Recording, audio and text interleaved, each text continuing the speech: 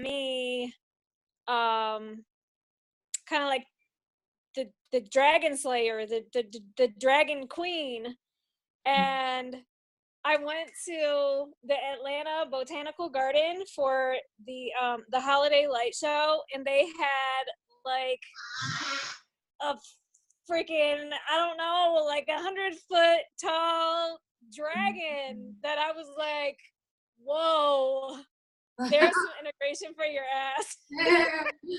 Right in your face. Right in my face. Can't miss that dragon. So I'll post the pictures in the group for you guys. It was pretty cool. Thank you, Kelly. Anybody else? Raquel, were you waving or raising your hand? Here, I've unmuted you. Waving. Just waving? Okay. Great evening. Hi. Welcome. Okay, anybody else? So we're just pausing in case anybody wants to share or has any questions or just anything they want to say before we start. Okay. Okay, so hi, Lori. Lori, we're pausing before we start in case anybody has any questions or wants to share anything that's happened for them. So nobody has anything, we can begin. Got something in my eye. Everyone's well? Okay. Okay, so tonight we'll be doing a session. Kelly has agreed to be our volunteer. And I will be using these little puppets to represent the different parts of her that we're going to get to know tonight. And this, this is a fun way to kind of externalize the parts, and get a visual image. It also just really helps to keep track of them. So, it could be stickers, it could be puppets, it could be any kind of objects you can use to represent parts. But obviously these the puppets are quite appealing. So we'll be doing this. The invitation is for it to be just basically a regular session, apart from the fact that I'm using puppets. But the rules are, if we get to some point and for whatever reason Kelly's protectors feel like that's enough for a public situation. I mean, it's not really public. This is only going to be inside of this semester, participants in this semester. But, if for whatever reason her parts feel like it's too much in a group setting, then, we'll stop there and we can just have Q&A. But in the past, I've always experienced that we get to do a full session. And then at the end of the session, we'll stop and, if Kelly feels okay, we'll have some questions and discussion. So I really appreciate the rest of you being here on the live call. Your energy is really important in this sort of group session like this. So the invitation for all of you is to, number one, stay as centered in self-energy as you can. So, breathing, the compassion and connection and confidence, etc. And also noticing your own parts that might be getting triggered during the session. And also noticing if I'm having any parts triggered. So I do my best as the facilitator to keep my parts at my side, but sometimes they can come up too. So, you're sort of a witness, but an active witness, watching yourself, watching Kelly, and again, continuing to just contribute that self-energy throughout the session. She'll definitely be able to feel it. Okay, so I am going to spotlight Kelly for now, or can I? Yeah, I wish I could do she and I, but I'll just do Kelly for this. And Kelly, do you have any concerns or questions or needs before we get started? Not that I can think of. Okay, great. All right. And so fortunately, Kelly has worked with me a couple of times, and I also know Kelly outside of this group. So I feel really good because I feel like Kelly knows me well enough that, you know, she can feel comfortable and safe. So let's start just like in a standard session, and everyone can do this part. We'll just do the simple meditation.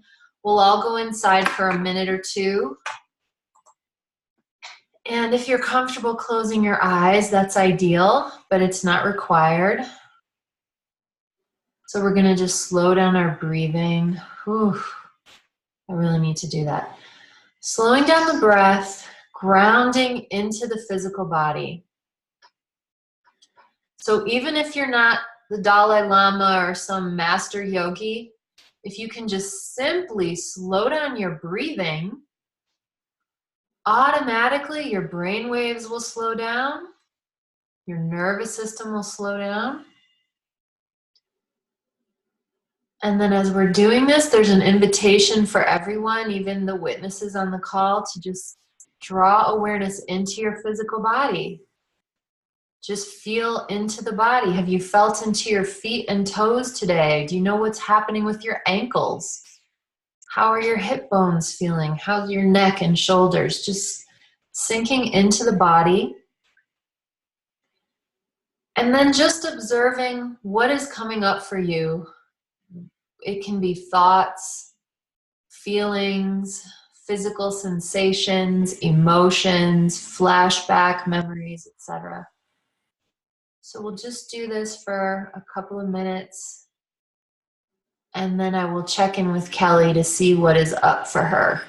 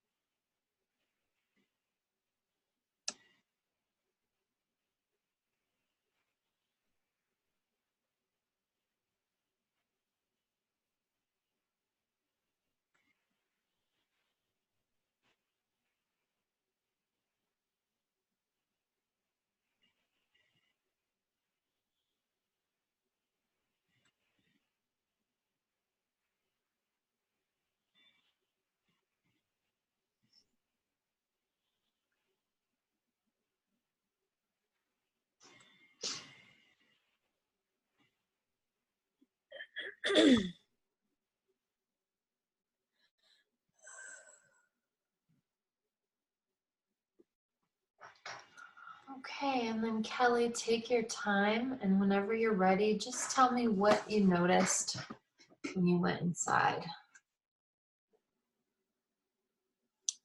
A few different things. So the sensations that I felt in my body were, I've kind of had a bit of a low-grade headache most of the day, and that in the last hour has kind of subsided. But there's a sensation in the back of my, kind of at the base of my skull. There's a sensation there. It's not really pain. It's just maybe just a little heaviness there. And then I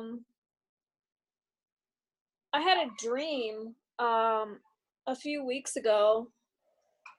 Well, it might have been last week. I don't know. I lose track of time.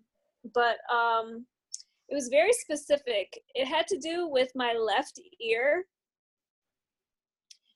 and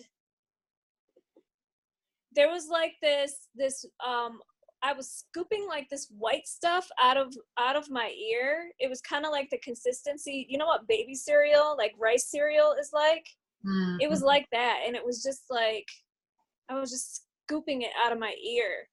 And I think with that there's something around maybe not wanting to hear certain things, and that was some sort of clearing of that. I'm not super clear on what that is. And then I was having, there's a sensation in my pelvis, and I was being shown, like, because it's not just in the front, it's a sensation that I'm feeling around in the back as well. It's not my lower back though, because I was like, well, that's not my lower back, and they were like, no, it's your pelvis. And I was shown the bone, and then was actually having a vision of, so I'm single, never married, no kids. I was having a vision of something related to birth, you know, because when a woman gives birth, her pelvis, you know, expands, and then the bones come back together. So I'm not quite sure what all of that is, but that's what came up. Awesome. Okay, great. That's plenty going on. Okay, so for the next step, and everyone else, you're welcome to participate too in this step. So in whatever way feels authentic and right for you, now is an opportunity to call in beings from the other side of the veil. So I have a team who's just loves doing this work, and I call them in. This can be ancestors, spirit guides, angels, a particular god or goddess, beings from the David kingdom, fairies, leprechauns, elves, nature spirits of all types, etc. Can call on Mother Gaia herself as well. So everyone, just go ahead and do that in whatever way feels really right for you. And we're calling in the beings that are willing and able to support and assist Kelly with her healing and self-leadership. And of course, you all witnesses can call in the beings who are here to assist you and Kelly, one or the other or both. We want to make it clear it's beings that are willing and able to help with the healing and self-leadership. So not anybody's invited to the party. But this can be beings known or unknown, named or unnamed. And so Kelly, you take your time and just let me know when that's anchored in for you.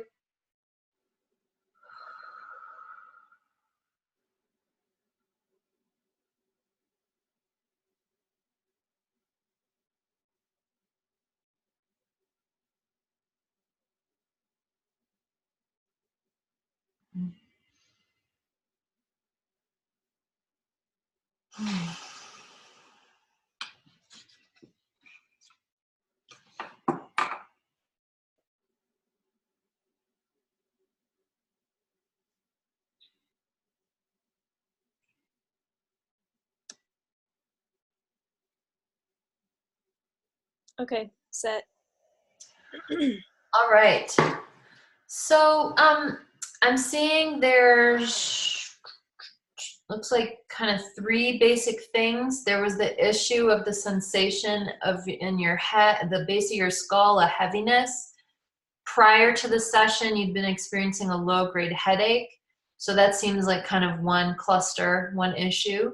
Then there's the dream with the scooping the white stuff out of your ear, maybe has to do with not wanting to hear certain things. And then it appears to be another separate thing regarding the sensation in your pelvis, seeing almost like an expanding pelvis, like when a woman gives birth.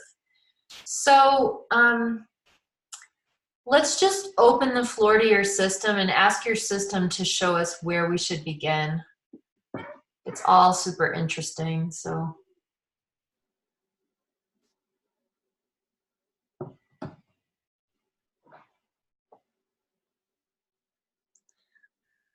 So my guides often give me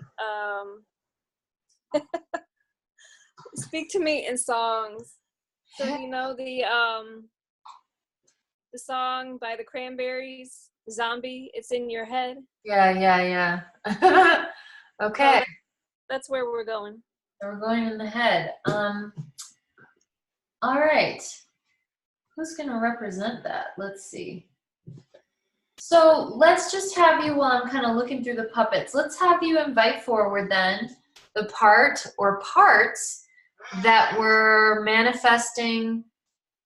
It may be different, it may be a set of parts, but there's some part that was manifesting as a low-grade headache today, and then perhaps the same part manifesting as a sensation at the base of your skull of heaviness. And it's really weird, Kelly, but just before I came on tonight, I started getting a headache myself, and I was like, where is this coming from? It just kind of came out of the blue, so I don't know if I'm like empathically picking up on what's happening with you.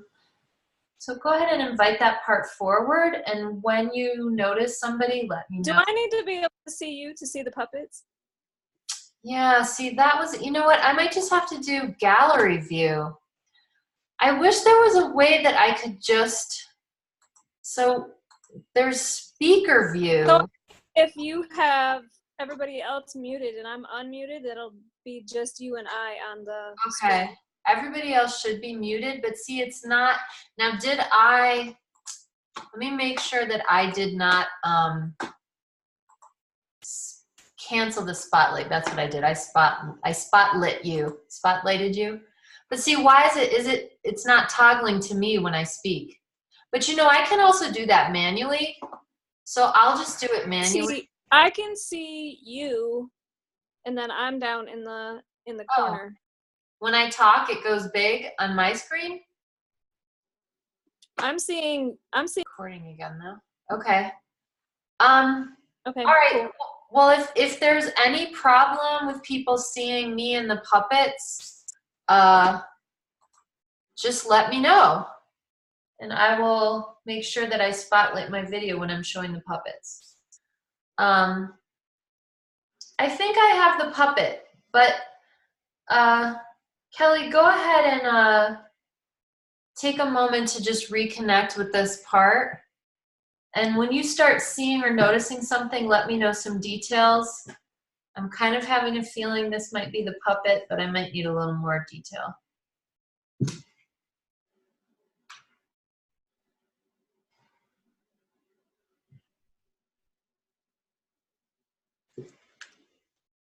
So I'm seeing a face it looks very square and almost kind of like a robot. Okay. Okay, so let that part know that it's welcome here.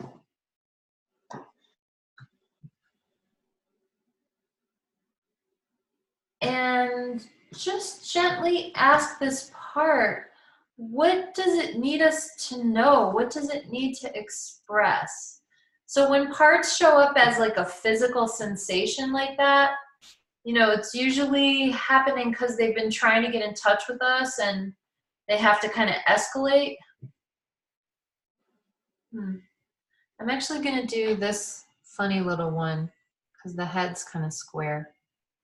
So I went to the Korean spa last night. I went about midnight.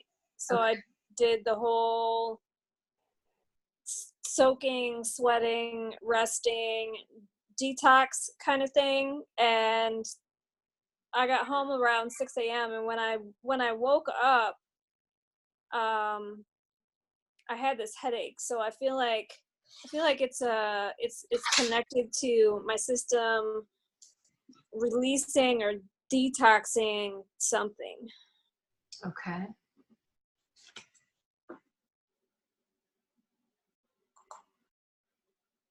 Okay. Yeah, and so let's ask this part. Is there anything that we could do to assist it in that release?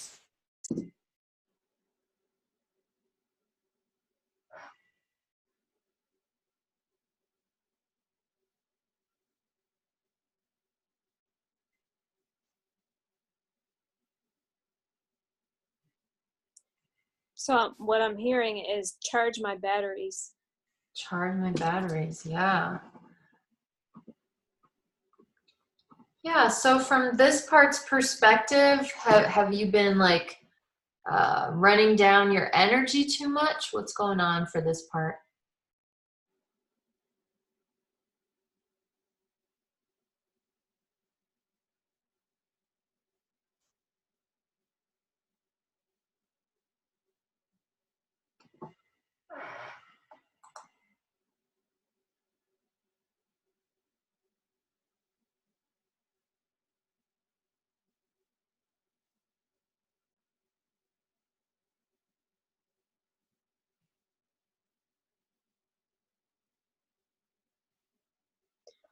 So the robot is showing that he's in charge of maintaining and protecting my heart.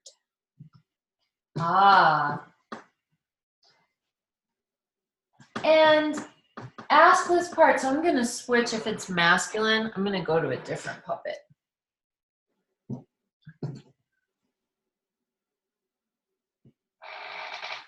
So ask this part is, how long has he been doing this job of protecting your heart?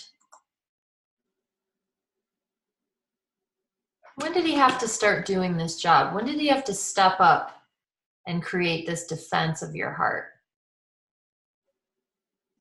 So I'm seeing the number 12. Around age 12? Yeah. And can he show you what was happening then that When I started, it's when I started menstruating. Okay.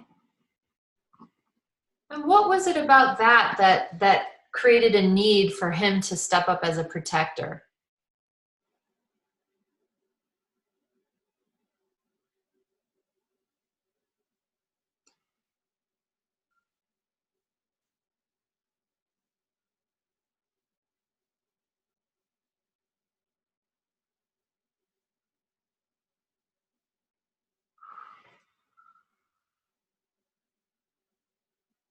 He's saying becoming a woman.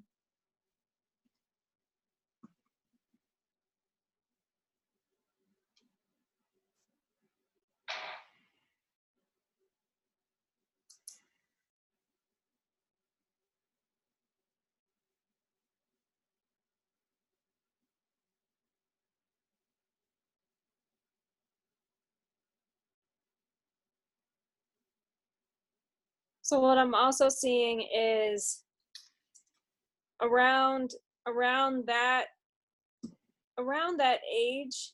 So I was an early bloomer. Mm-hmm. I have looked the way that I look now as far as my body is concerned since I was 12. Mm. Ooh, that makes, whew, yes. Um, whew.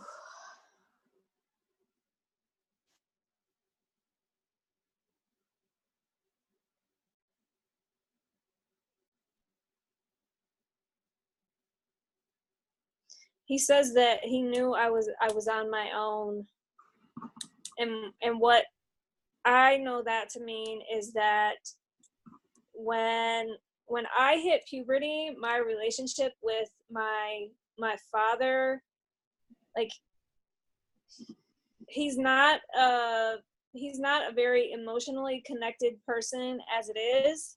Mm-hmm. So around that age, like my dad just absolutely didn't know what to do with me becoming, hitting puberty, like. Mm-hmm. Mm-hmm. So there was a greater separation happening.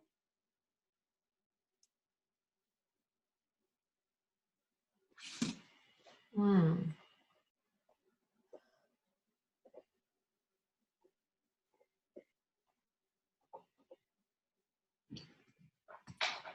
And did your father kind of withdrawing that in particular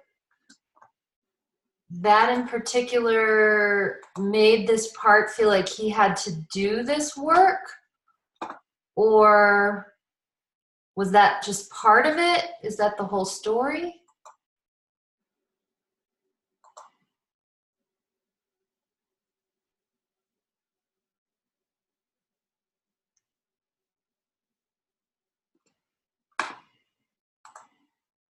Or is it just like generally he felt like, you know, the lack of that sort of protective father energy, so he's kind of filling that void? Yeah, filling the void. But I also had a realization earlier this week that, a lot of people have parents who um, teach them about, various different things, not more like ways of beingness, how to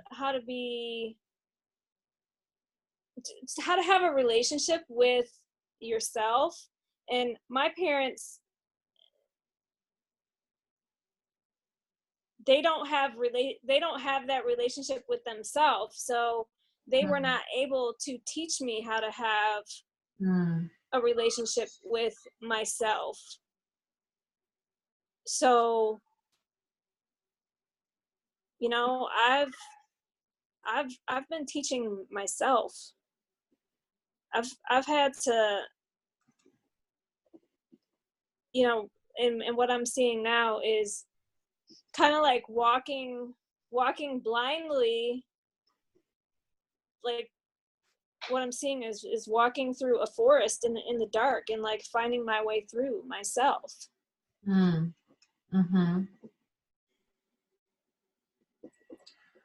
Okay, so, and is this part kind of in charge of all of that, or does he specialize in protecting your heart and there's another part or parts that work on this, how to have a relationship with yourself and how to find your way through this forest by yourself?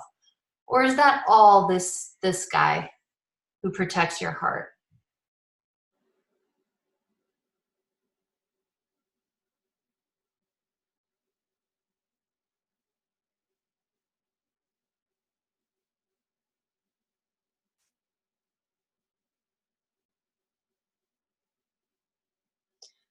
So what I'm hearing is we're a team, but I'm still only seeing him. He's kind of like the soldier, like the kind of like, okay, so I'm hearing the word like gatekeeper, like he's the gatekeeper. Okay. Is it okay if we call him the gatekeeper?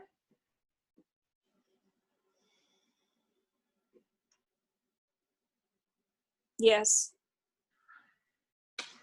Okay, so thank the gatekeeper for showing up here. Just thank him for opening up to us, and ask the gatekeeper, how does he feel about doing this job? Is it fun for him? He said it's honorable. Honorable. Mm-hmm. Yeah. Yeah. So let's just show him. And he feels important. Mm-hmm. Yeah. So let's just pause and give him a moment of appreciation and gratitude for stepping up and being willing to take on this role like a soldier, like a gatekeeper. And just show appreciation that he is honorable and he is willing to do this.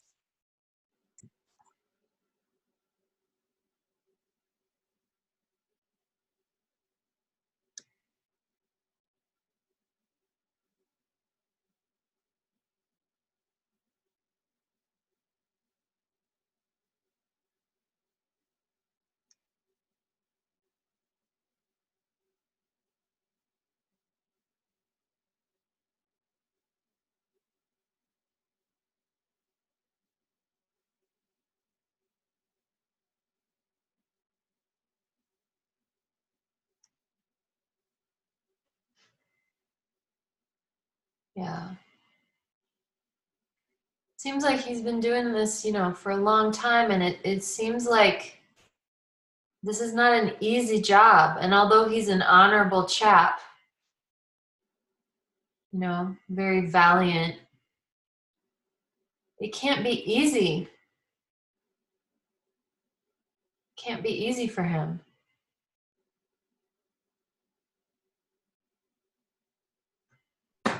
And we can see, even though it's not easy, he steps up to the plate and does it anyway. That's pretty remarkable. So I'm wondering if this gatekeeper, what would it be like for him to finally get some help? To maybe get a little bit of relief of the pressure of this role. He just said, I need my battery charged. Yeah, yeah. Yeah, and he did mention that earlier. So would he like to get a recharge tonight?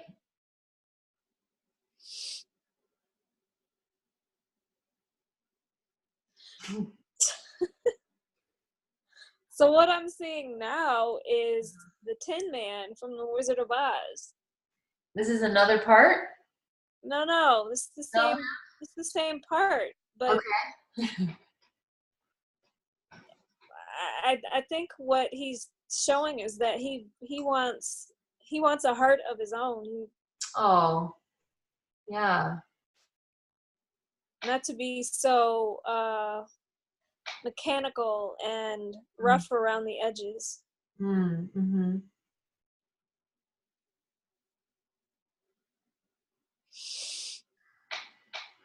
Well, that is certainly understandable. It makes a lot of sense. I mean, he's been doing this for a long time, a few decades. So can he tell us a little bit more about being a gatekeeper, and what is it about that why does he have to be so mechanical about it?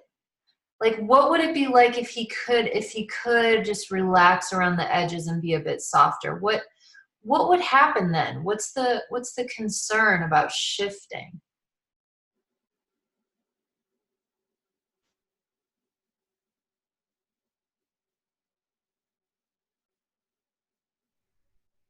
So, robots they can just go on autopilot and kind of just do the same thing over and over and over. And he said, "I built the wall." Mm-hmm. Mm-hmm.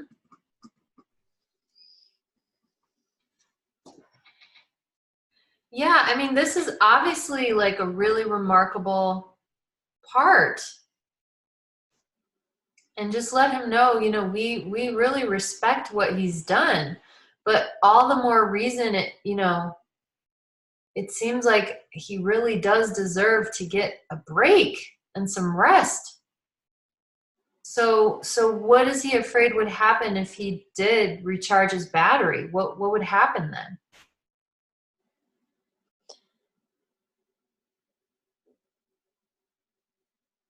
So what he's saying is he built the wall, Uh-huh.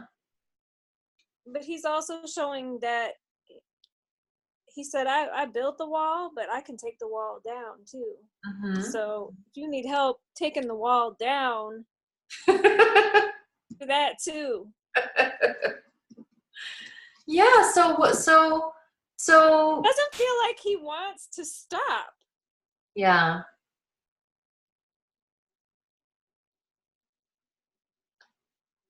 Yeah, I mean, has he ever thought about stopping? I guess that's the question. Like, has it ever crossed his mind to even think about stopping? Like, has that even... He's saying, I'm a robot. I don't have thoughts of my own. Okay. Well, maybe I'll use a different word. Does he have feelings of his own? So here's kind of what I am seeing is having a heart of his own would give him a more human side, Yeah. a more being able to feel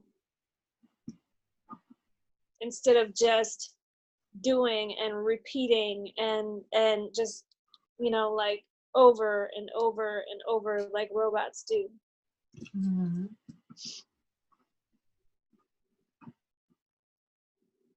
Yeah, and what would that be like for him to be able to feel more and not be stuck in this very square, robotic, limited range of options and behaviors? What would that be like?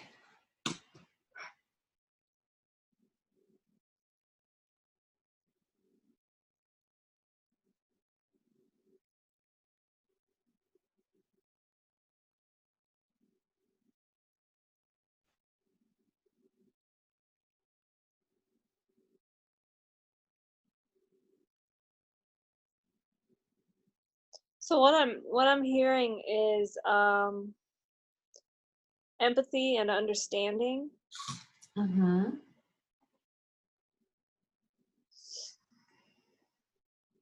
And since he's never had a heart, he Mm. doesn't really know Yeah, what feeling is. yeah. Wow.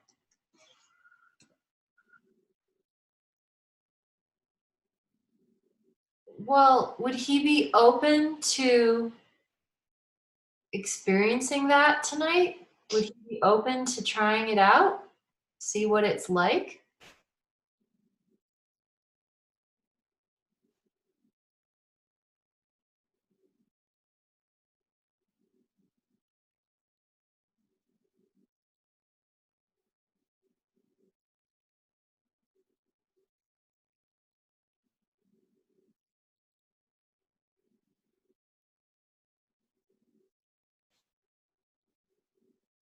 He's saying that might be exciting, so he's kind of open, but there's a little hesitation there too. Yeah, so would he be willing to tell us more about the hesitation?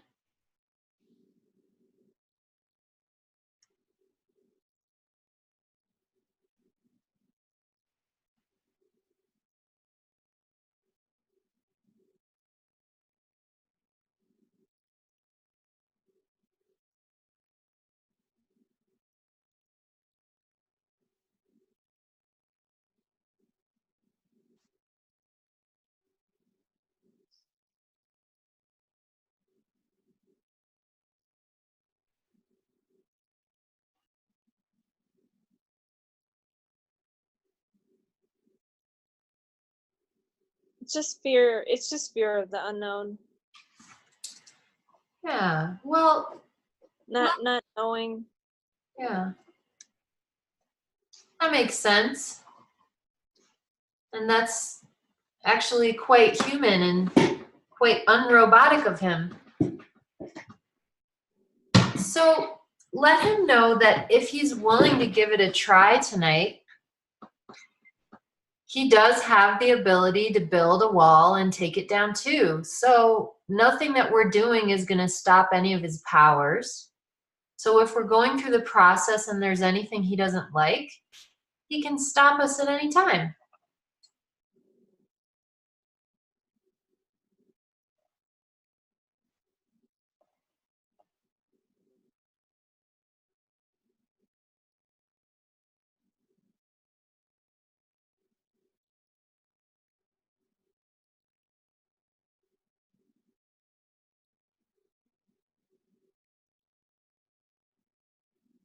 Oof. He just took well, what could only be a robotic breath and said okay. Okay. Okay, great. All right, so ask this honorable gatekeeper to just sit next to you, just to sit by your side. And I'm going to coach you through grounding in the higher self. And then all of you witnessing, you're welcome to kind of jump into this meditation as well. Can never hurt to do this. So we're going to slow down the breath again. I always like to remind everybody this is a totally organic process. It is absolutely our birthright to bring the higher self into our physical being, into this waking life reality. So this is really just a matter of relaxing into something that's very natural. It's not something where we have to strive or struggle. It's really more relaxing and allowing. And having said that, if anything comes up that seems to be blocking or inhibiting, just let me know. It just means there's another part that needs our attention. So let's take an inhale and just fill up every cell of our bodies with compassion and connection. So simple and so powerful. Just knowing that the core of our being is naturally and effortlessly compassionate, connected to all that is, and aware that all is connected. So things like judgment or hatred, or those sort of polarizing feelings, just mechanically, there's kind of really no room left for them when you're aware that all is one and everything is connected, all sentient beings. So this sense of compassion is really very natural and organic when you're just constantly aware of this connection. So let every cell of your being vibrate with that compassion and connection. And as we exhale, there's so much abundance of this compassion and connection. We can fill up the whole world around us with that vibration.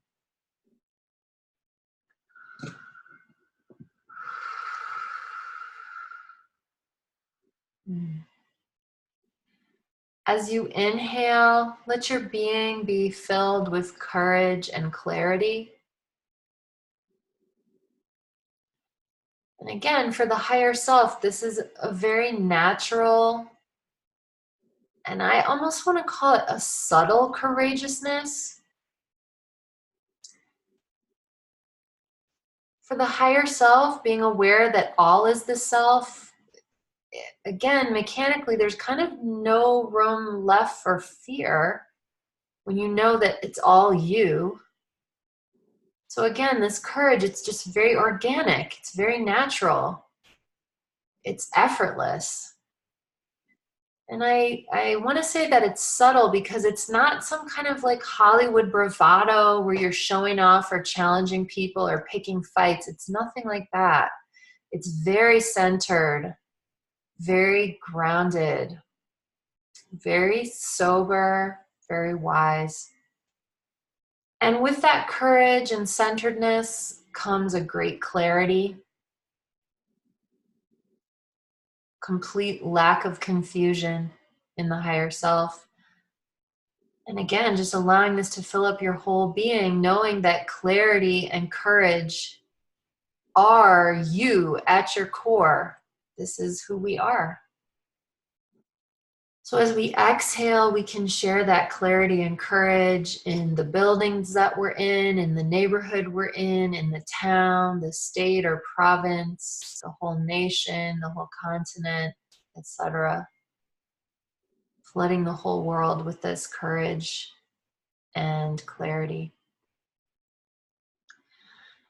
And then as you inhale, filling up your whole being with curiosity and creativity. The higher self is not limited by linear time or the physical experience of the third density. So it's not pushing any sort of agenda. There's no panicking, there's no rushing. Instead, there's this very open, spacious curiosity. It feels really good to be around this. Our parts really love this. It feels so good to be around someone who's curious, who's not imposing an agenda that we should feel a certain way or we should get to a certain goal at a certain point. It feels very freeing. And when you're in that space of curiosity without agenda, it's so easy to tap into this unlimited creativity. So let that fill up every muscle fiber, every joint, every bone, every fingernail, every hair on your head, filling with curiosity and creativity, knowing this is just who you already are at the core of your being. And as we exhale, we can share that curiosity and creativity with the whole world around us. We've literally got people all over the world right now, so we're just spreading this around the globe. And then finally, inhaling confidence and calmness. So when you're tapped into connection and courage and compassion, it's really natural to feel a sense of confidence.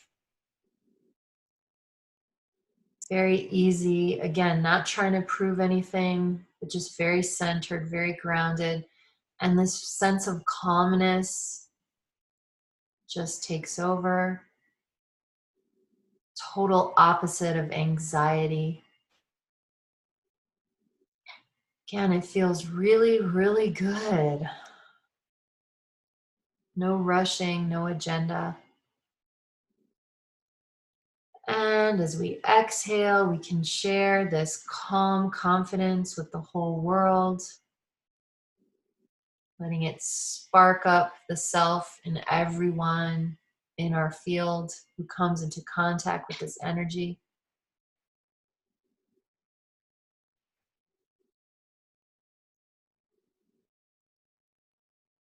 So Kelly, just take your time breathing that in. And whenever it feels really anchored in and solid for you, let me know. And if there's any obstacles to anchoring it in, let me know as well.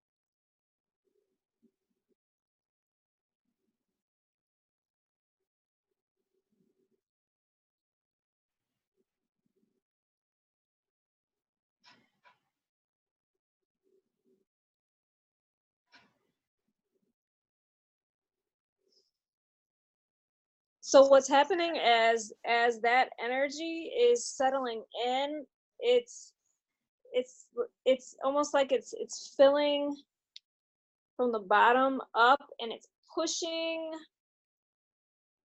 So I think I told you this before. When I know when I have some energy attached to me that's not mine. I feel it in the back of my head. And so what's happening is as the energies are filling up, it's like this kind of like this heaviness and haze of energy that's not mine is like it's being pushed up. It's being pushed up and out, but it's not completely gone.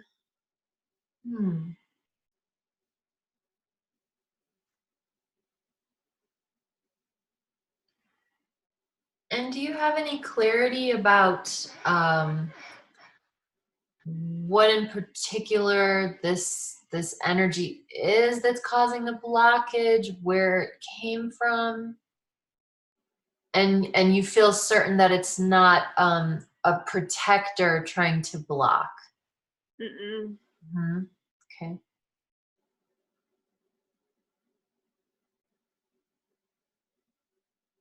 What I'm hearing is it's just like day-to-day stuff, you know. People attach to us all the time. But it feels like the accumulation of that.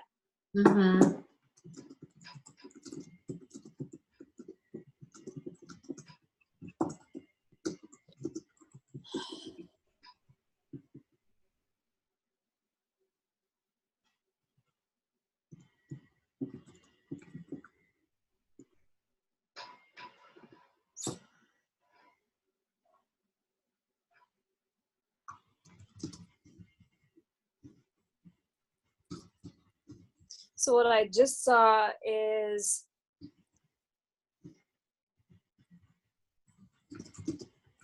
a sword that started at the handle of the sword was at the base of my skull. That sword being pulled out, it was running all the way down my spine. That being pulled out.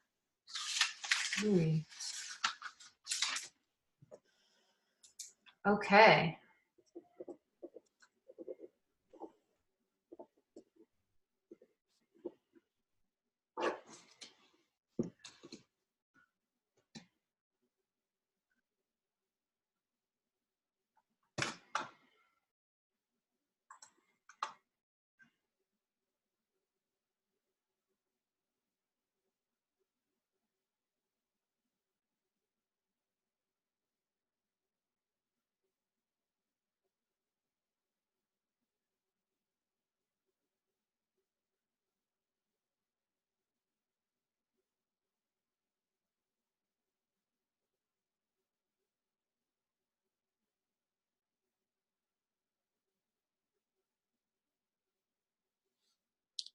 And now whatever that released activated here. Are you pointing at your heart? Or yeah. the breastbone? Here. Okay. Right here. Okay. So, and is that kind of where the gatekeeper really is? Because I know he's protecting the heart. So it's interesting. There's this phenomenon of, like you said, that energy that doesn't belong to you manifesting at the base of the skull, and then it was like this sword getting pulled out. But that sword is not the gatekeeper, right? It's something else, no. Right? That was like interference. So this activation at the heart, is that the gatekeeper sitting there now, or is this something else?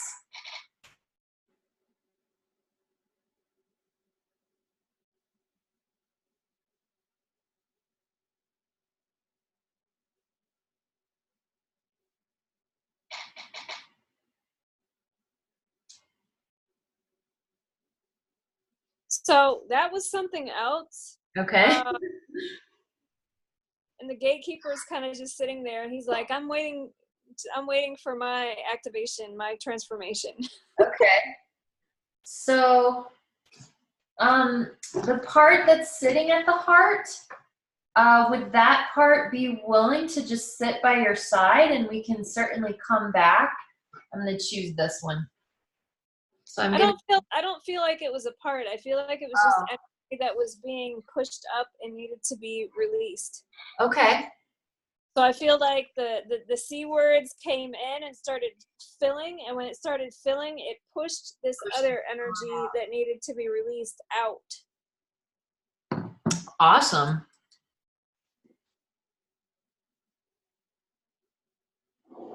Okay. So, do you feel ready to take the next step with the honorable gatekeeper? Yes. Okay, beautiful. Okay, good work noticing all that, Kelly, and being really, so Kelly just did a really great job being clear on like what's a part of her, what's sort of external energy that doesn't belong to her. So really good clarity, Kelly.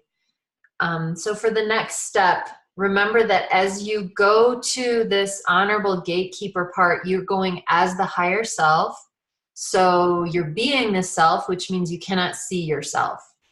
In the event that you start to see other parts of you or any other beings, just let me know, because again, it just means it's parts that need our attention.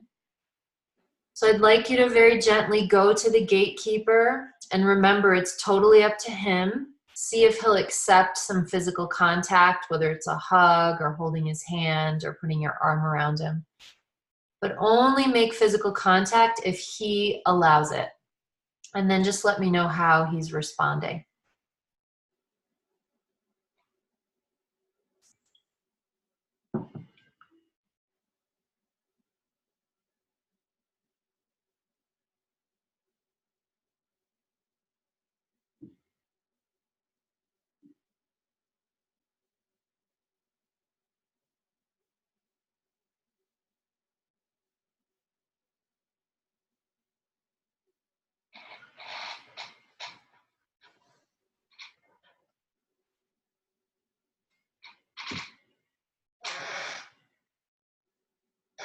So he just put his head on my shoulder, kind of like, oh, okay, Yeah, taking a break.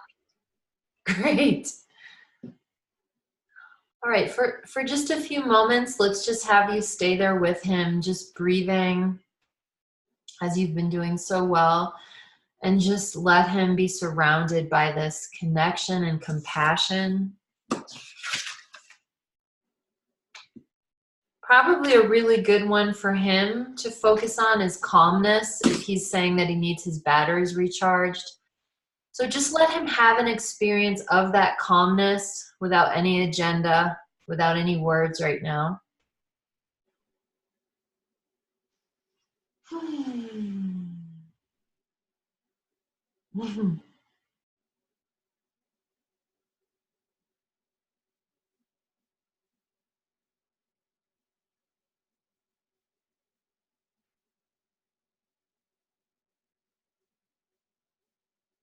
And then very gently, I'd like you to ask him, does he feel like you really get it? Does he feel like you actually understand what he has been through and what he's been doing to protect you? Or is there something else he needs you to know? Is there something else he needs to release or express?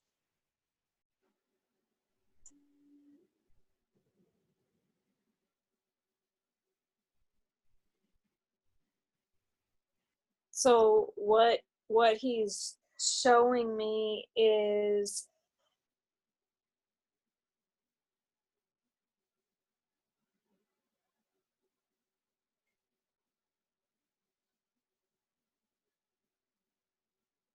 doing the job that he's done of like building this wall of protection around my heart,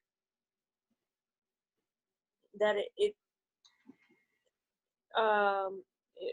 was dark there, you know. It's building a wall brick by brick and keeping the light out. Hmm. Sounds lonely.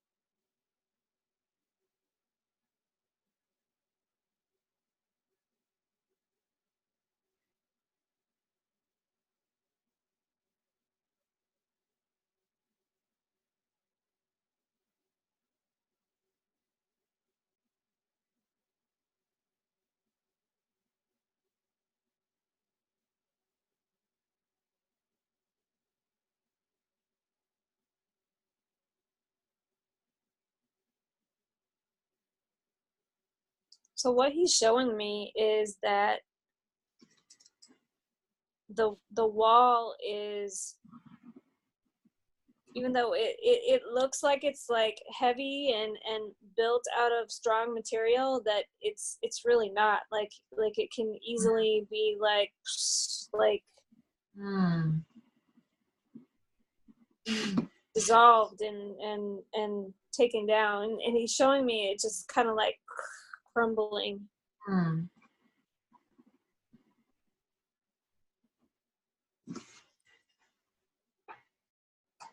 And how is he feeling?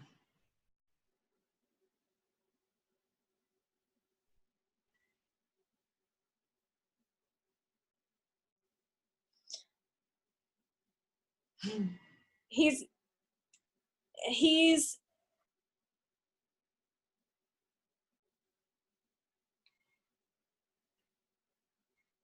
so as a gatekeeper, like he knows that he like had a job to do, and he feels like he has to explain to me how to undo the work. So he kind of like has to debrief me on like what to do, because he's not going to be doing it anymore. So it's kind of like, Yeah. you know how when you've done a job and like you're not going to be doing the job anymore, so you're like preparing the next person for your Yeah. job. Yeah. Yeah. Well, so how can I word this? So being a gatekeeper in terms of discernment seems like it will continue to be valid. But being a gatekeeper in terms of keeping hard walls up, what would it be like if there's just no need for that anymore? What will that feel like? I mean, what would it be like to be able to be discerning without having to be, let me see some of the words he's, hard and robotic?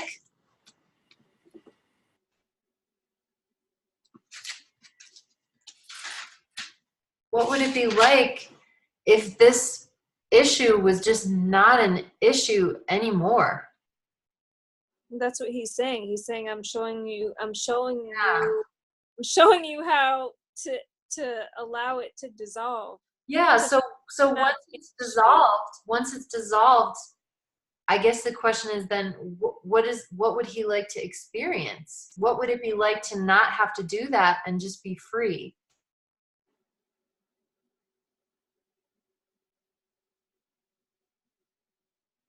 He said, I don't know. I'll find out when I get my heart. Ah, so is he ready to get his heart? Yes. Okay, so let's do a ceremony to give this part his heart. Would that be okay with him? Mm-hmm. Okay. So Kelly, for something like this, I don't know if there's any particular beings on the other side of the veil that you'd like to invite. especially, or if you would kind of like to do the honors as the higher self. So just take a moment to see.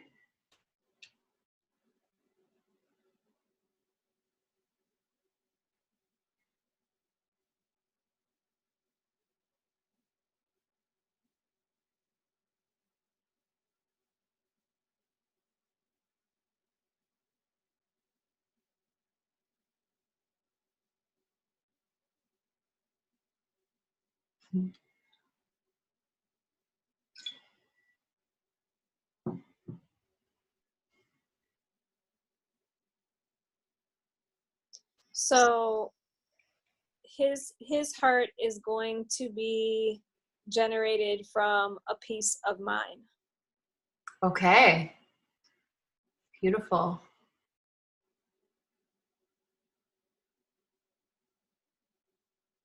And then all of us here witnessing, supporting Kelly and supporting this honorable gatekeeper part who's really receiving his heart, we can all just send him heart energy as well.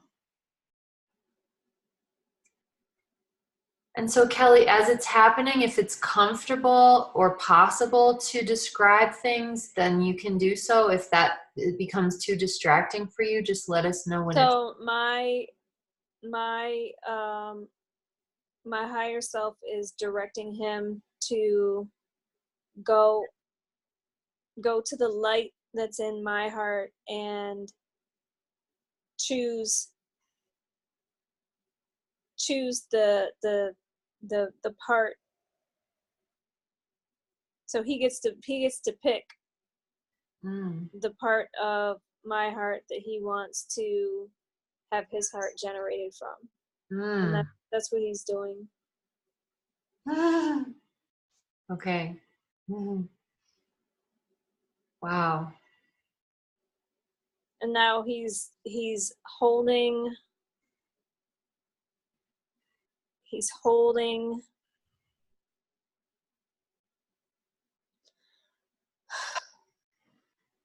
Yeah. Hmm.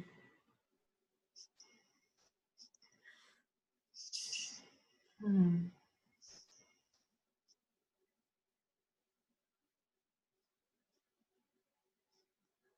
he's holding my heart with such tenderness. Mm-hmm. Mm.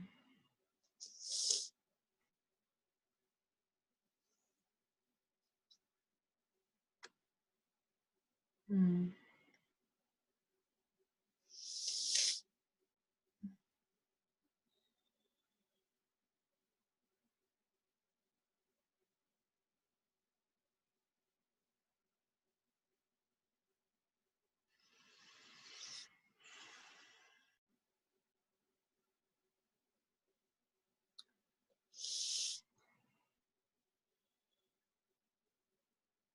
Mm.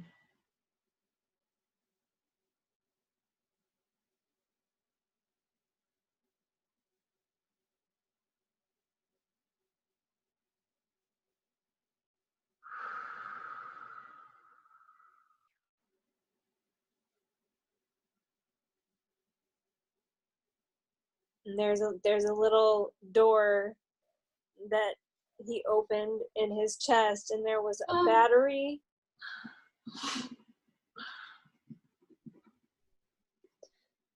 And he's taking out the battery. Oh. And he's putting the light in. Mm. Mm.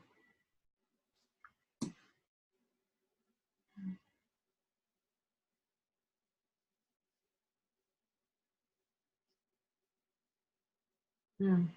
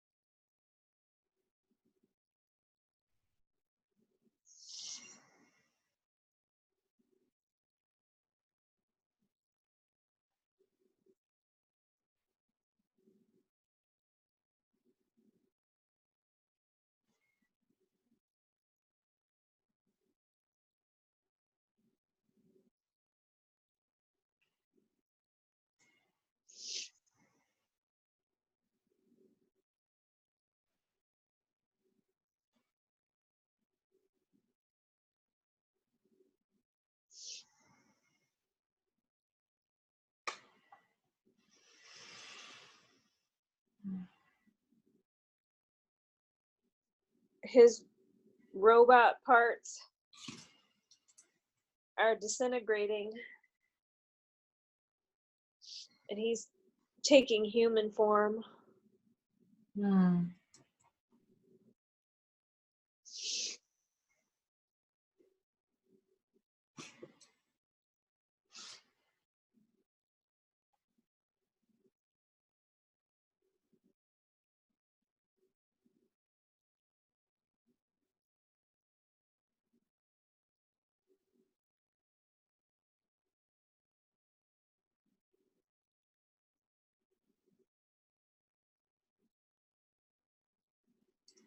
And he's saying thank you for, he's thanking me for allowing him to have some of my light. Hmm.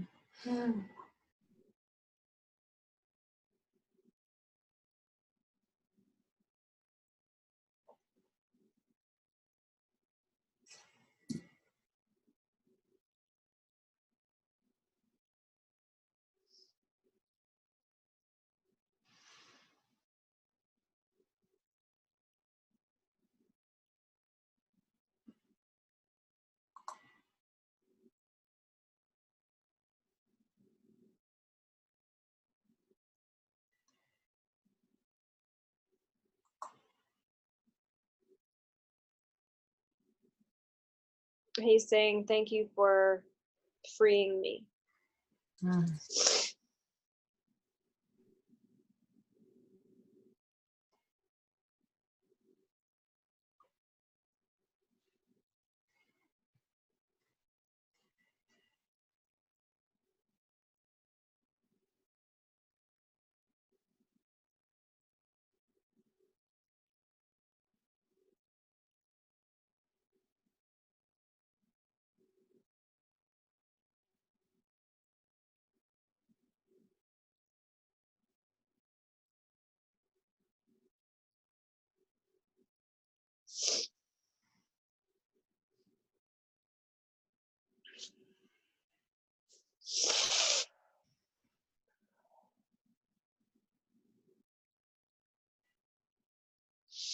Hmm.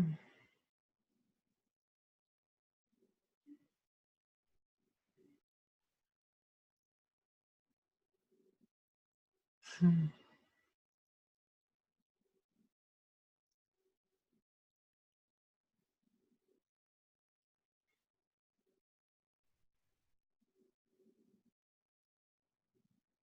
Yeah, excellent. Excellent.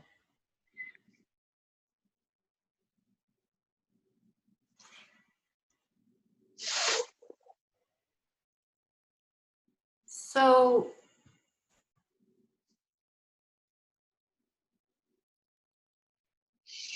wow, that was a great ceremony. Um, is it even worth posing the question of what he would like to do now, or would he like to just kind of bask in the glow of this beautiful thing and kind of be just sort of suspended there for a while? Or is there something in particular that he'd like to shift to experiencing, or a different job he'd like to embrace? Or does he, just want to rest here indefinitely and just be?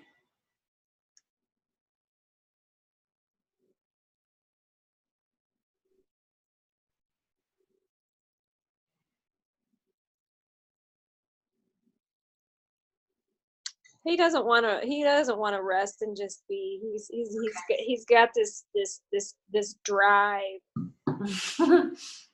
even in human form. He actually looks very like strong and athletic. Mm.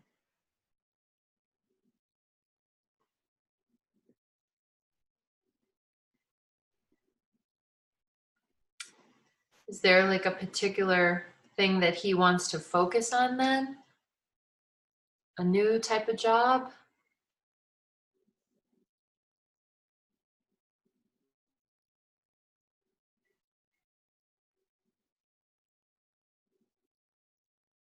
So what I'm hearing is the word discernment. Mm-hmm.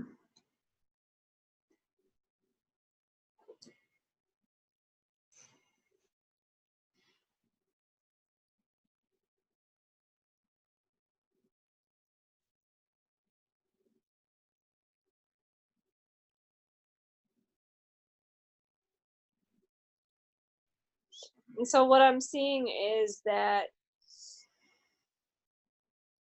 the the wall doesn't have to be there, but there does have to be discernment. Mm-hmm. Absolutely. So that's what he's interested in being kind of in charge of. Yeah. Beautiful. So let's just express some real appreciation for what he's done this evening. In addition to what he did all those years, working so hard to protect you, let's just show appreciation and respect for him for the courage that he displayed tonight. Let's thank him for being willing to trust us. Let's thank him for coming forward and being so honest and clear and open and expressing himself. And just thank him for the beautiful experience, letting us be a part of this gorgeous ceremony. So just really send him that appreciation.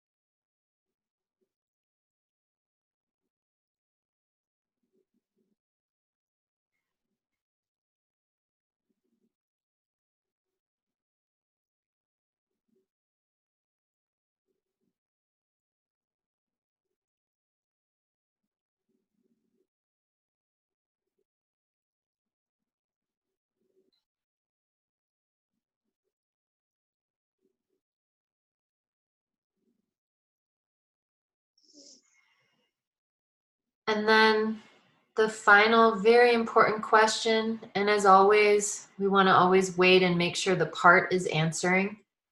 Just ask him, does he feel confident that he can get in touch with you, the higher self, anytime he needs to?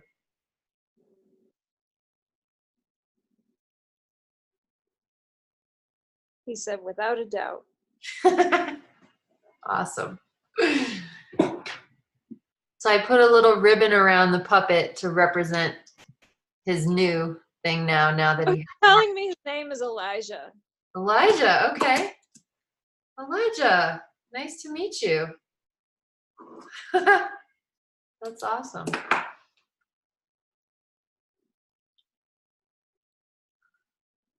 All right. Well, thank you, Elijah, for this beautiful experience. And then Kelly, before we close, let's just take a moment to also thank all the other beings that were here with us on the other side of the veil. And you take your time with that and let me know when that feels complete for you. And everyone witnessing, you feel free to also jump in with that. Just thanking everybody who's been supporting us from the non-physical, or at least the non-third density realm.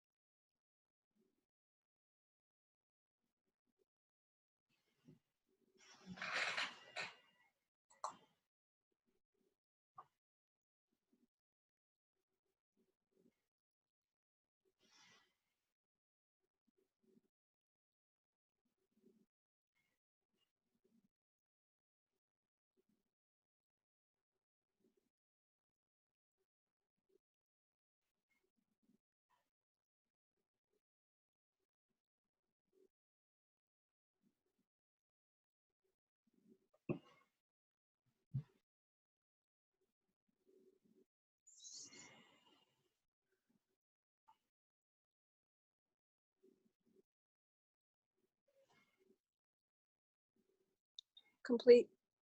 Okay. So, Kelly, do you feel comfortable with us having just a little feedback Q&A, or how are you going right now? Yeah, absolutely. Okay. All right, awesome. So, first of all, thank you, Kelly. Thank you so much for letting us be a part of that. That was really beautiful. It just so happened that we went down a trailhead and there was only one park, so didn't really get to use lots of different puppets. Obviously, the puppets are really good if you have like a polarity or lots of layers of protectors. But Kelly's been doing a lot of work, and it so happens that she actually had done some IFS before she even started working with me. So, maybe that's why her system was just really ready to go. Not a lot of layers of protectors. But this was really wonderful. So I guess I'll just open the floor if anybody has any questions or comments, either to direct to me or Kelly. You can unmute yourself. If you're having any trouble unmuting, just wave your hand. And I'll wait for a little while in case people need a moment to kind of gather their thoughts.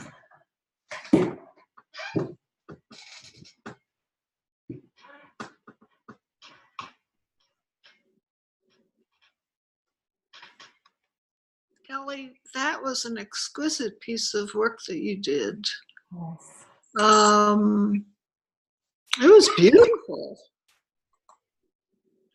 And Thank you. Who's this? Oh, there you are. And it gives me so much hope in the human being. It's actually making me cry. I mean, what we're capable of doing when we get into our higher selves. It's quite amazing. And that was a brilliant piece of work you did too, Michelle. Thank you both. Thank you.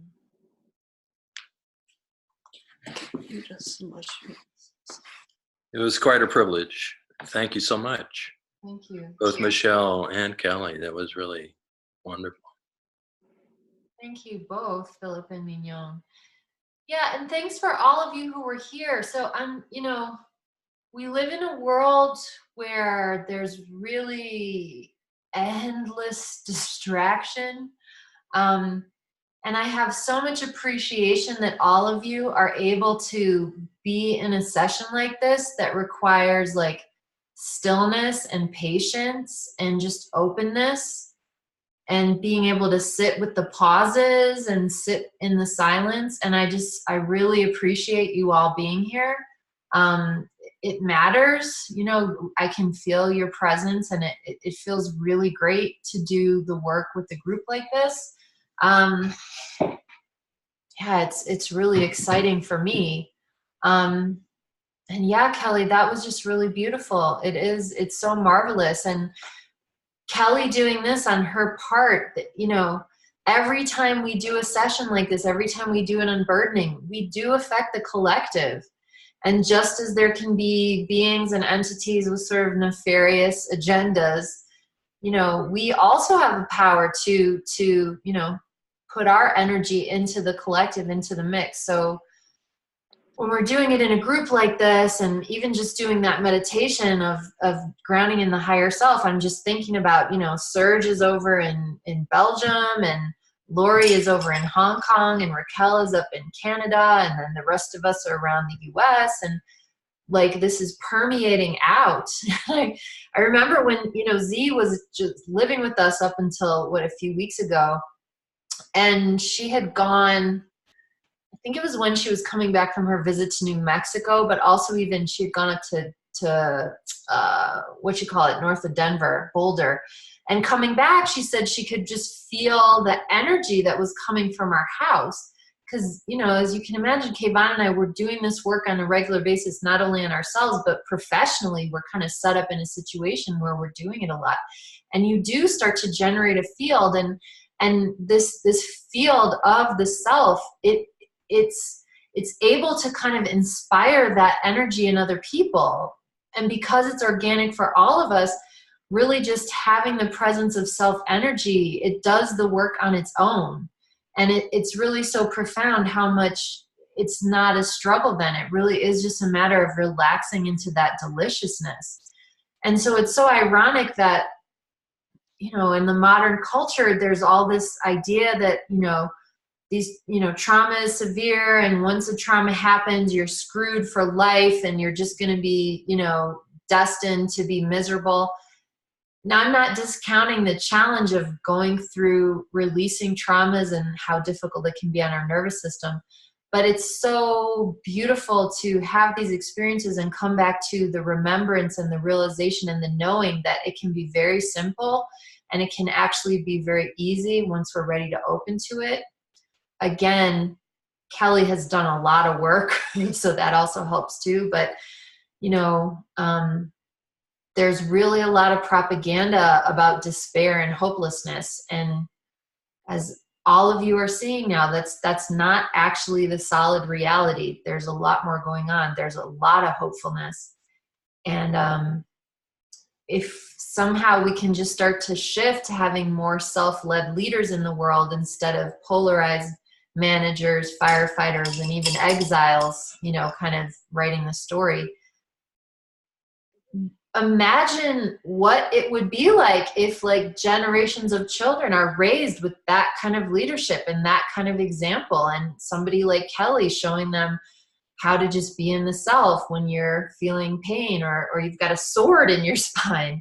I mean, it's really remarkable. That sword, it just, Kelly said, that energy just, it kind of left on its own. You know, a lot of people would have to go make an appointment with Z and have that removed, but it just spontaneously went out. So I'm always just delighted in sessions when things kind of spontaneously happen on their own. And in this session, you know, as you can see, there's very little guidance that I even had to do. So it's really quite wonderful. Once that self is anchored in, it kind of just organically does its own thing. That's always very exciting. And it takes a lot of the pressure off the facilitator. So let me go back to galleries. So I want to add I want to add some things in there, especially with that part of the energy releasing. I am an energy healing practitioner, so I'm very familiar with how to deal with energy. Mm-hmm. And I've also I've done a lot of plant medicine, so I'm also very I know what the I know what the dark aspects of myself feel like.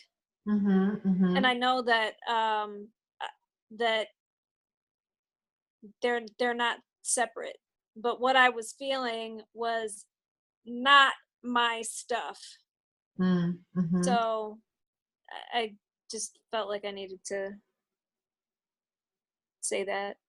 Yeah, and it is good to say those things, because I don't know, I guess I like to add those sort of I don't know if disclaimer is the word, just because if there's somebody who maybe hasn't done the work that Kelly's done, I don't want anybody to feel intimidated, like, you know, no, everybody's work is going to look different.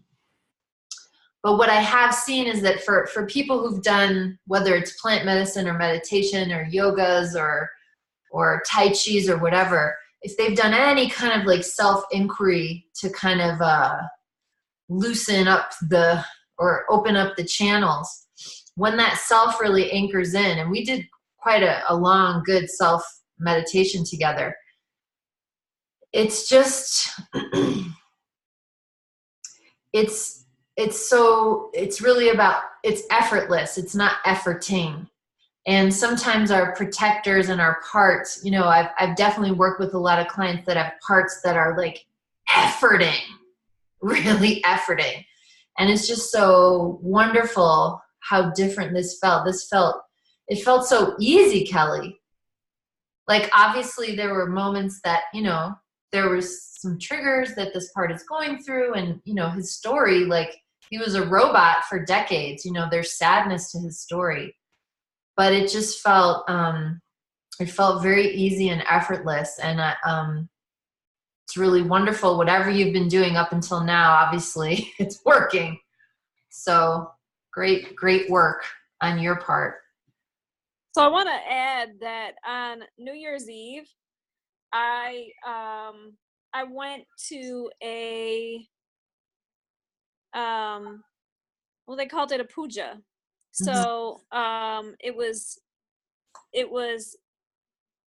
3 hours of chanting to the goddess Durga and Kali. Okay.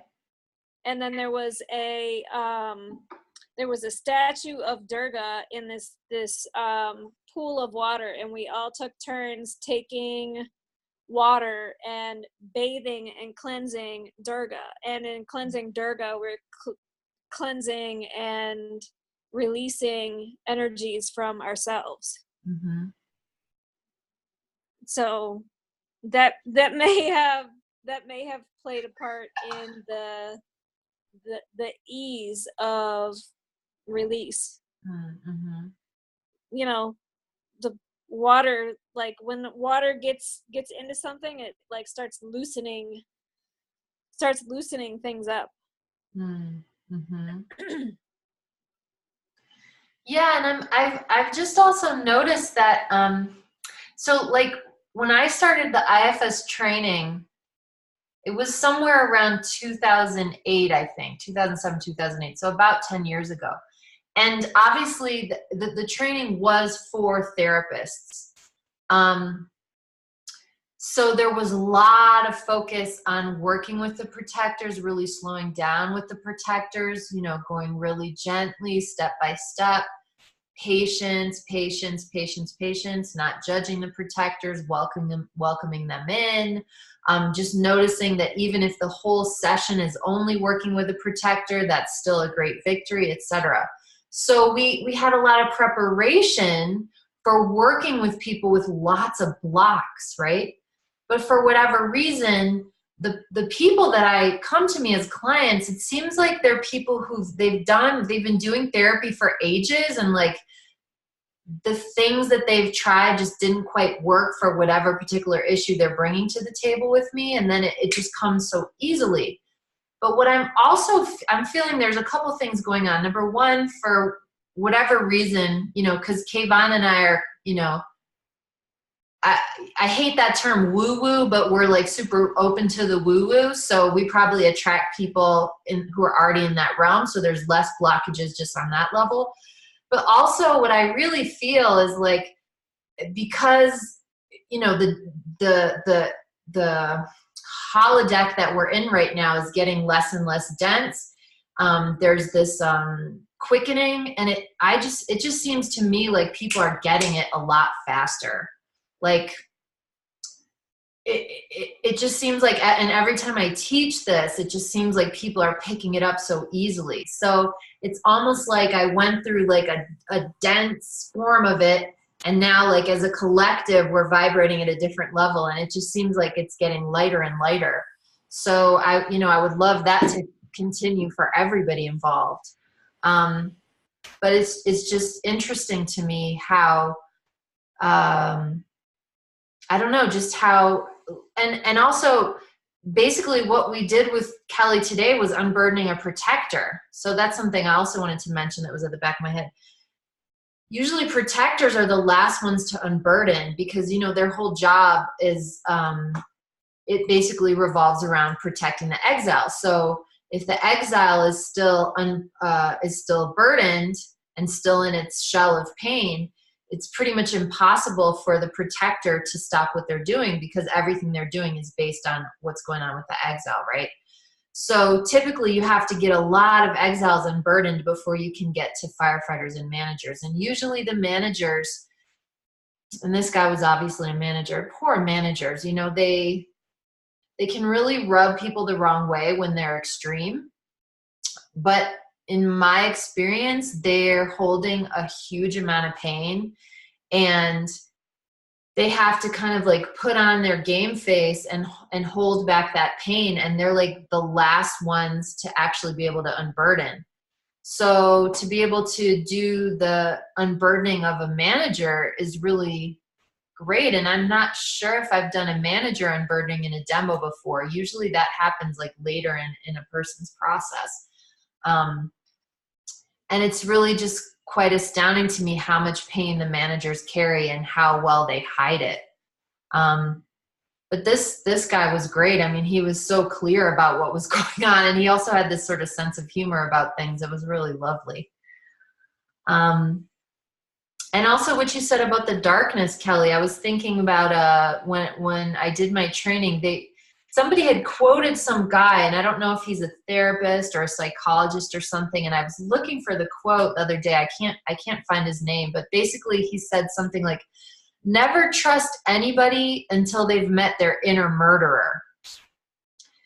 And, you know, going through IFS, I've just seen how important that is, because until we've seen and embraced and recognized and touched into the shadow of our own system, if that's really being pushed down and sublimated, it's very difficult for a person to really be in integrity and authentic, and you really can't trust them.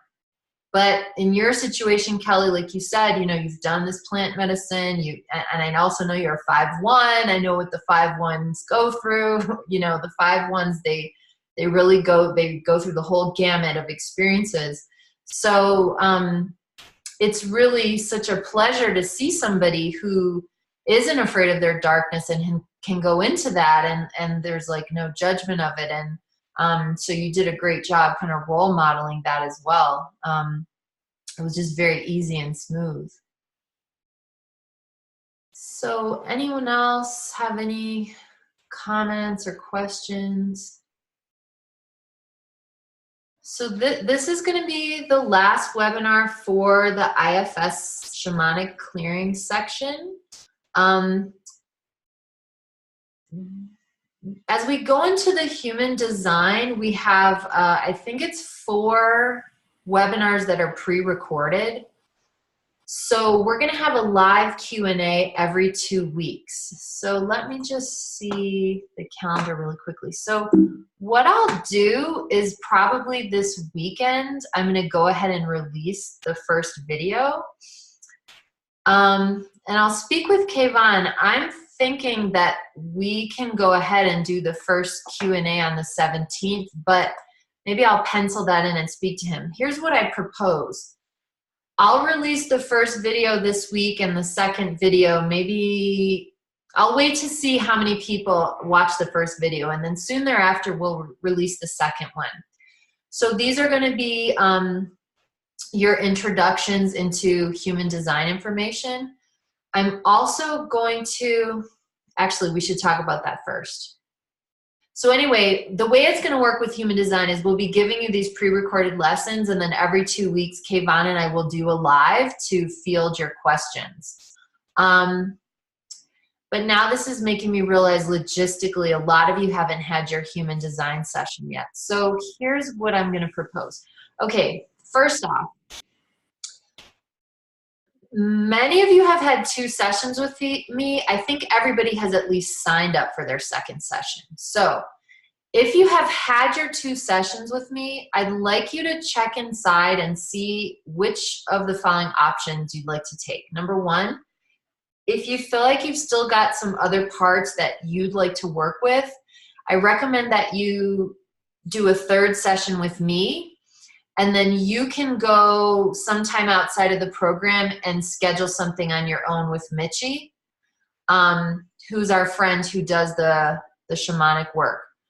If you feel like you're ready to go work with Mitchie, then you could do that instead of a 3rd session with me. So you have 2 options. You can either do 3 sessions with me, or you can do the 2nd session with me and then go and schedule with Mitchie, and then that will be part of your package, so we would actually pay for it. In terms of making that decision, if you haven't worked with Mitchie before, it's kind of hard to make the decision. Here's what I'll say though.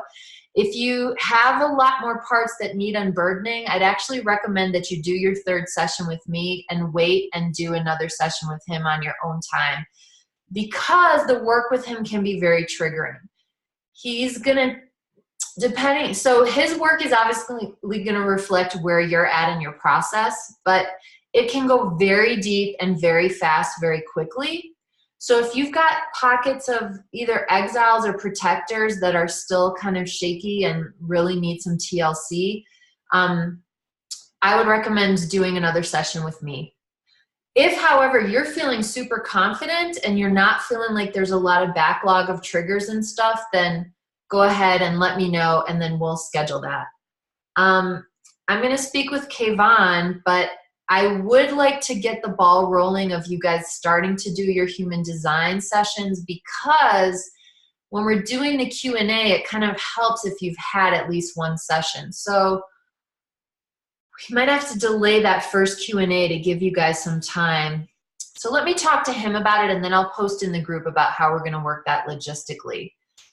So with the Q&A, it's basically designed after you've watched the first 2 pre-recorded videos. We do that first Q&A so you can ask us questions about the material in the videos, because there's a lot of it. It's super exciting. It's really juicy, but it is a lot. So we like to have the live ones as well, just so that we can really connect with you and be certain that you're comprehending the material. A separate announcement. So for people who have graduated from the Self-Leadership Academy, I'm starting something that I'm calling the graduate program. Right now, it's just going to entail a group of us getting together and doing sessions like we did today, but instead of me being the facilitator, a graduate will be the facilitator and another graduate will be the client. So for people who are ready, this will give you a chance to start getting more hands-on practice with IFS, whether it's as a facilitator or a client.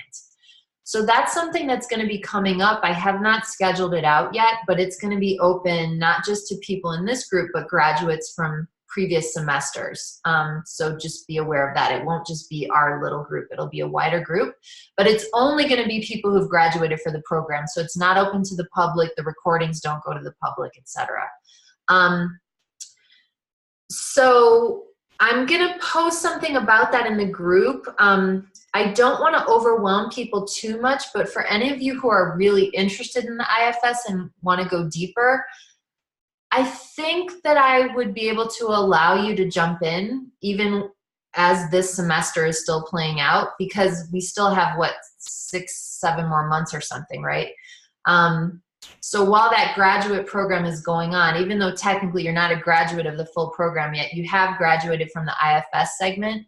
So if any of you feel interested in going deeper in the IFS, you know, message me, let me know, and I'll keep you posted on how that's going to work logistically. Okay, so that was a lot of information without so much clarity, but hopefully that was enough information to let you know that I will release the recording of Kelly's session tonight in the next 24 hours. And then this weekend, I'm going to release the pre-recorded IFS videos. And then sometime probably around mid-January, we'll do the first live Q&A. Meanwhile, I think everyone scheduled that second session. If you haven't, please do so. And for those of you who want to do a third session with me as opposed to with Mitchie, I'm going to send the link out again in case you've misplaced it.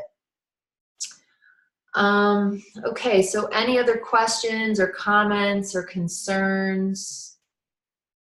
Any jokes?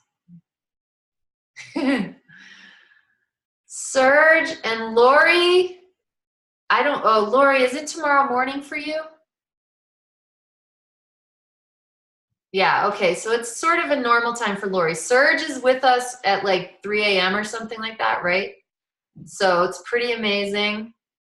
And thank you, Lori, for holding it down on the other edge of the planet. Thank you, Serge, for being awake in the middle of the night. Really wonderful. And thank you to everyone else, Philip and Mignon and Raquel and Azra and Catherine and Antoinette. Just thank you for being here. You guys are awesome. It has been such a pleasure doing this module with you all. You guys are just really awesome. everything you've done before this program has been great, because working with you individually, it's just so easy to work with you all. So I really want to recognize you and just acknowledge that, like how special you all are, and how special it is that you're stepping up to the plate and doing this work, and just really also acknowledging, obviously you are benefiting yourself, but it is affecting the whole community around you. It really is. And even if you don't talk to people about it, the more you can just stand in your self-leadership, they're going to feel it. Even if they don't, their personality might not understand what's happening, but it's going to stir something within them. And it's a really beautiful gift to just be who you really are around other people. Really beautiful. So thank you so much. You guys are just so wonderful. And if we don't have any more questions or comments, I'll bring it to a close. I'm feeling kind of emotional. You guys are fabulous. Yes. And for those of you who haven't done your second session, I really look forward to it. Again, so I do kind of co-teach the human design segment with Kayvon. And then after that, he takes over because he's the OBE lucid dreaming guy. I'm still struggling to have OBEs on purpose. The last time I almost got out of my body on purpose, I ended up throwing up. So I'm not the OBE leader. That's Kayvon, but it's super exciting. That's coming down. And then of course Z's work. But during the time when Kayvon and Z are your main professor, I will still be here in the wings, in the background. So I'm here with you throughout the journey. So you can reach out to me anytime. And again, when this whole school is completed, all three of us coaches, you have a lifetime offer of sessions with us for $90. So you get a discount on private sessions for life. That's part of the bonuses, one of the bonuses for being in this group. So that's something to look forward to as well. So, okay, my talky parts could take over if I let them. So I'm going to bring this to a close. Oh, wait, there's something in the chat. Oh, thank you, Raquel. Thank you, everyone. Michelle, wonderful session again. Kelly. Raquel says to Kelly, thank you so much for sharing your experience. Serge says, thank you to everyone, and especially to Kelly and Michelle. Yeah, thank you, you guys. Appreciate. So I also wanted to say thank you to everyone for creating and holding space for me. So thank you for being here, for witnessing, and for contributing your energy to my experience. I'm grateful. Yeah, it feels so good to work in a group of people where like there's no weird discomfort, you know, there's no like weird unspoken stuff that I'm like worried about, or parts of me trying to manage and stuff. It just feels really easy and relaxed, and it feels so good. So I love this. This is why we started the school, because I really wanted to be able to work with people who really wanted to go all the way. And I just so much appreciate how all of you have really just embraced this, and you're really applying it, and the results are magnificent. So it's been fabulous. And Azra says, thank you all. Much love. It was wonderful to witness your helming, Kelly. So honored to be here. Yes, thanks for being here, Azra. Yeah, so, and she says, so healing, you're healing, Kelly. Sorry, yes. I was wondering. I was like, I'm at the helm with Kelly. Yes. All right, lovely people. So I'll still be with you in spirit. Sweet dreams. Good night, everybody. I just really appreciate you all. Take care, and I'll see you in the group.